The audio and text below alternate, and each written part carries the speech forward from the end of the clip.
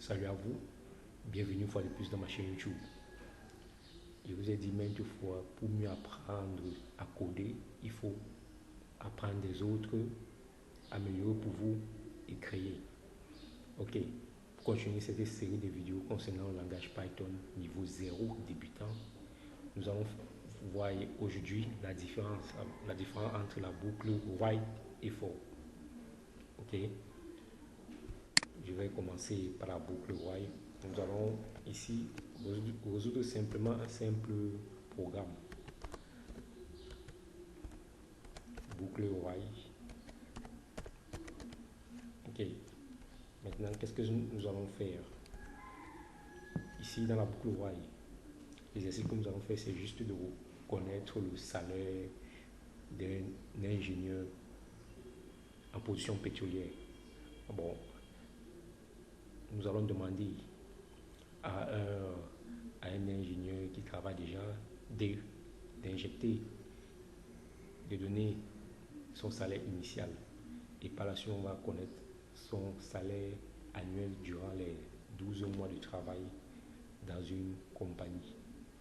Okay, tout simplement ça que nous allons faire. Au fur et à mesure, mon programme sera chargé de faire, il va occuper le mois, il va me dire le salaire après chaque mois, combien l'ingénieur la touche, tout simplement. Okay. Et nous allons faire la comparaison pour que vous voyez quelle est la syntaxe entre le while et le for. Mais sans toutefois oublier que ces deux boucles-là permettent juste de faire la répétition. Tout simplement, il n'y a pas grand-chose à retenir à l'intérieur. C'est à vous de choisir, de récupérer quelle boucle vous allez utiliser, mais ça a le même objectif en fait. Bon, lançons-nous à ce problème. Ok, dans while, comme j'ai dit, nous allons d'abord, pour commencer, comme on veut demander à l'utilisateur d'entrer son salaire initial qui touche.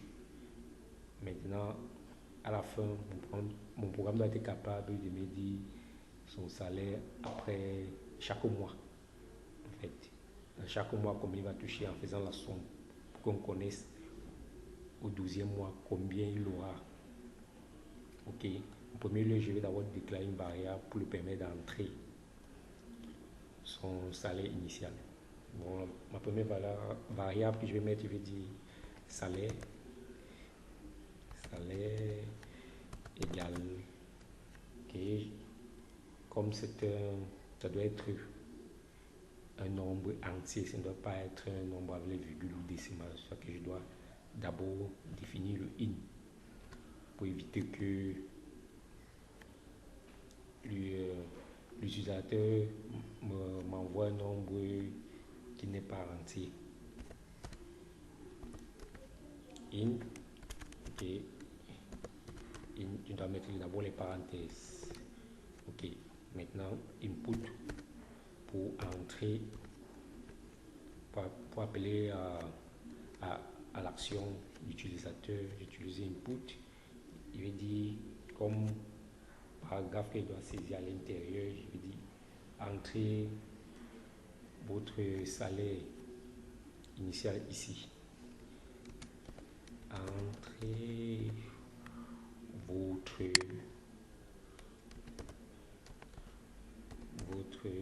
salaire. Okay. Votre salaire initial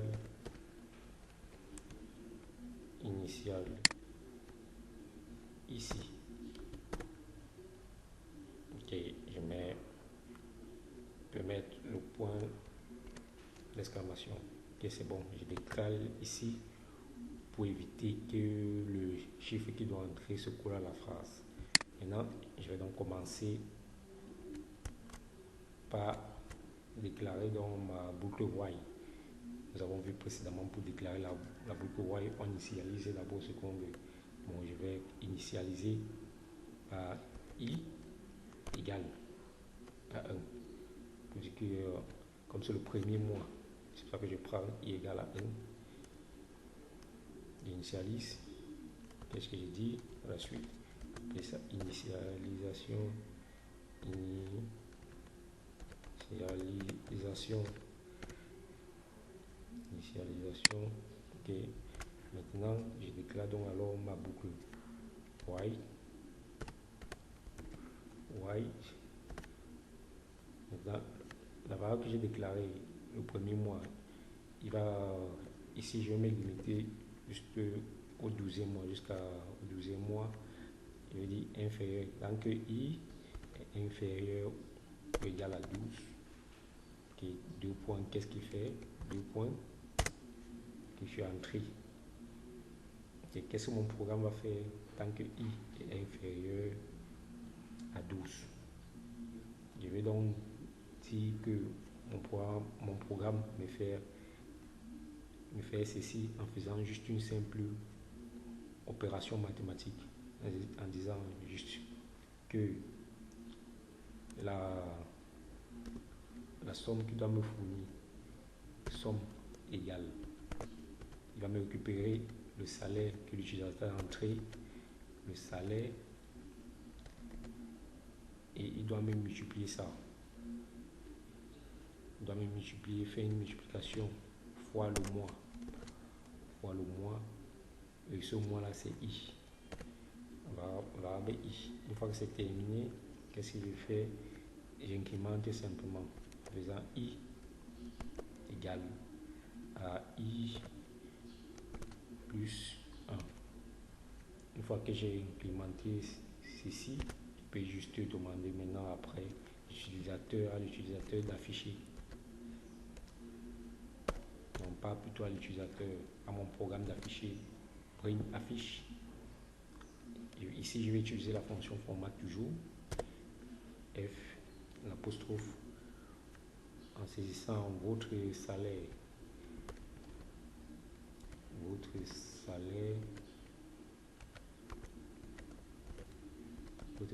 après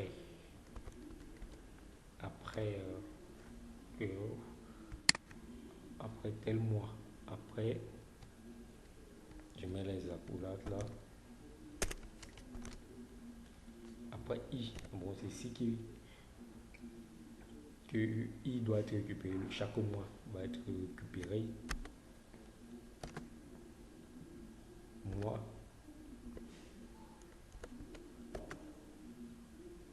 de travail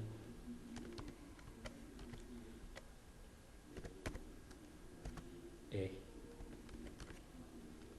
2 points, je mets l'espagnol à la virgule et je mets ici somme.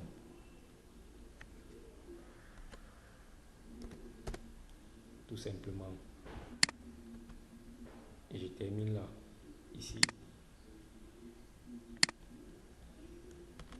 Je mets donc mon apostrophe pour fermer le reste. Okay. Parce que ici, là, je ne ferme pas ici parce que c'est ma variable de calcul du salaire qui va récupérer. Bon, qu'est-ce qui va se passer sur ce programme-ci que j'ai saisi? Tout simplement, j'explique, lorsque j'initialise le mois par 1, bon, nous sommes au premier mois. Ok, il va venir injecter le 1 ici, il va faire une comparaison. On constate que 1 est inférieur à 12 ou égal à 12, c'est bon. Il va récupérer cette valeur 1 là. Il va attribuer ça à cette variable somme. Il va juste faire la multiplication entre le salaire que l'utilisateur a entré. Il va faire donc cette multiplication là fois le mois. Il va le récupérer. Et dès qu'il sera ici, il va l'initialiser. Le mois va passer de 1 à 2. Une fois qu'il est initialisé directement, il vient là, il affiche cette phrase ici. Au premier mois, il me récupère la multiplication entre le salaire fois le premier mois. Ok. Une fois qu'il a affiché, il repart encore dans ma boucle. En repartant dans ma boucle, le 1 va passer de 1 à 2. Le mois, nous sommes ici au deuxième mois. Qu'est-ce qu'il faut au deuxième mois?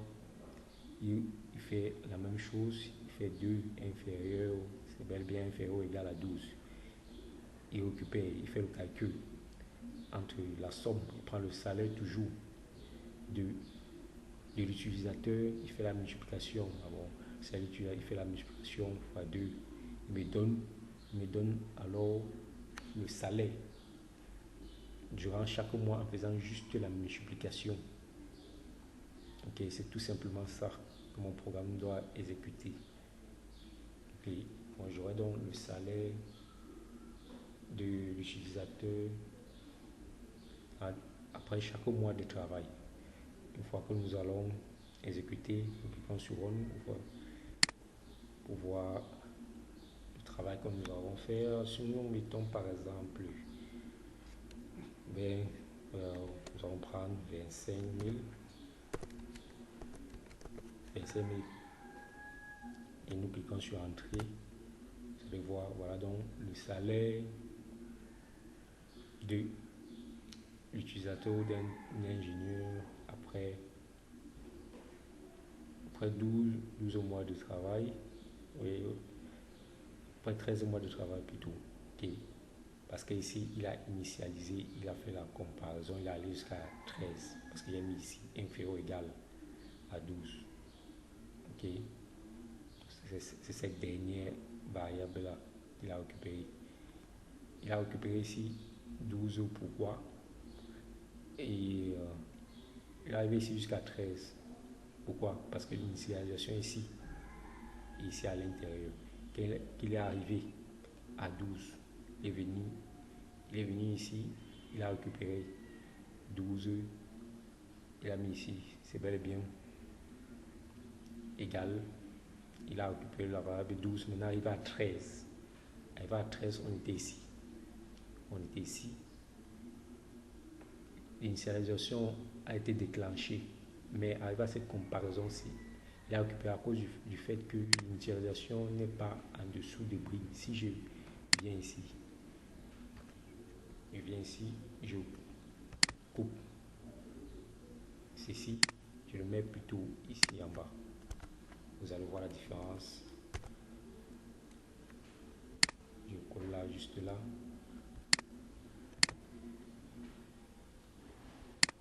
Là, juste ici. Si je recommence l'exécution, je mets 25 000. Et c'est que je suis entré. Vous voyez maintenant, ça s'arrête à 12. C'est à cause du fait que l'initialisation, lorsque c'est ici, arrivé à 12, lorsqu'il est revenu dans ma boucle, lorsqu'on a 12 ici là, on fait la somme, on a 13. Lorsqu'on revient dans ma boucle, il fait la comparaison, c'est bon. Il arrête donc d'exécuter. C'est pour ça qu'ici, il n'est plus là. La valeur 13. Or, si je mets ici à l'intérieur, c'est à l'intérieur de la boucle. Or, l'affichage doit être exécuté lorsque nous allons passer à 13. C'est pour ça qu'il a exécuté le programme à partir de 13.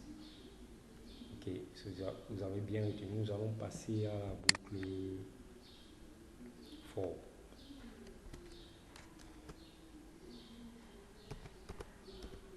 Boucle for. Ok. Pour faire la boucle for, il suffit juste.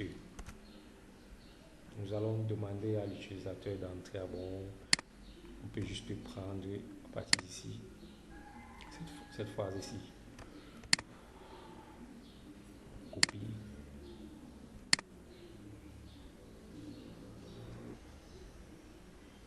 Ok. Une fois que nous avons copié, cliquons là, on le colle. Bon, c'est simplement ceci pour demander à l'utilisateur d'entrer juste son salaire. Maintenant, nous allons lancer donc la boucle en question, la boucle for. Ok. On définit cette boucle. On définit, comme je l'ai dit, le rang d'abord, for. On prend une variable de départ pour pouvoir fait la répétition et in range, on ouvre les parenthèses. La répétition va aller de 1 jusqu'à 13. Pourquoi on ne met pas 12? Parce que l'élément arrivé à 13, il va juste prendre la dernier élément là, il va faire la différence. Il va faire la différence avec le premier élément qui est 1, ce sera donc 12. C'est pour ça que je m'arrête à 13 pour bel et bien être calé jusqu'au 12e mois. Ok, une fois c'est bon, on met 2 points, on clique sur entrée et on lance juste le calcul mathématique en mettant là on va dire somme égale, on récupère salaire, la variable salaire, nous faisons la multiplication fois i, donc alors l'élément pour des répétitions. Une fois que c'est bon, nous cliquons sur entrée et qu'est-ce qu'on fait maintenant par la suite? Nous demandons donc alors une affichage bring, comme l'affichage est identique avec ce que nous avons fait ici, nous pouvons juste le copier là, copie juste ici, on copie et on met juste là. Qu'est-ce que je vais faire? Je vais juste effacer ceci, je colle là et là c'est bon. Ok, une fois que c'est bon, je peux juste l'exécuter. Run, je mets la même chose, 25 000, je clique sur entrée et on descend pour voir si bel et bien les repos sont identiques. Au 12e mois, c'est bel et bien 300 000, le salaire de l'ingénieur là. Ok, c'est ainsi que il faut faire bon, comment fonctionne la boucle while et for. Bon, c'est à vous de faire un choix, de sortir une différence et celle que vous pourriez mieux utiliser, mais c'est bien de connaître tous les deux. Ok, j'espère bien que vous avez aimé cette vidéo. Portez-vous bien, faites toujours l'exercice, ok, pour pouvoir bien comprendre ce langage Python. N'oubliez pas de vous abonner et de liker. À bientôt.